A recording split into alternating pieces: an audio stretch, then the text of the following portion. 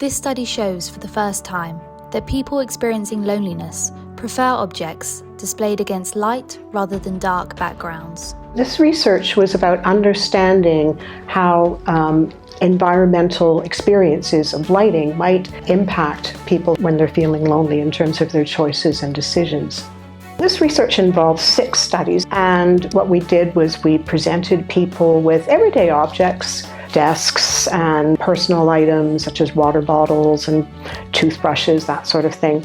And the only difference in how we presented to them is whether it was in a light background, so sort of simulating the idea of being in a bright environment, or had a dark background, simulating this idea that was somehow in darkness. And across all the studies, we asked them about their preference. What we found consistently across all 6 studies was that people who were feeling lonely always seemed to have a stronger preference for the objects presented in the bright background.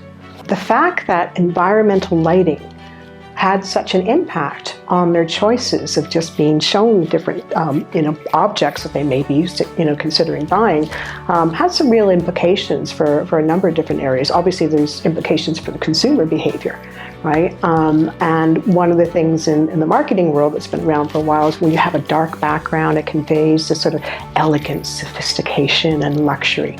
And so often, high-end items are presented with this dark background. What our research suggests then is that may not necessarily apply to people who are feeling lonely. So rather than having a positive impression of those objects, someone who's lonely who's shown this luxury item with a dark background is probably going to associate with that something a bit more negative.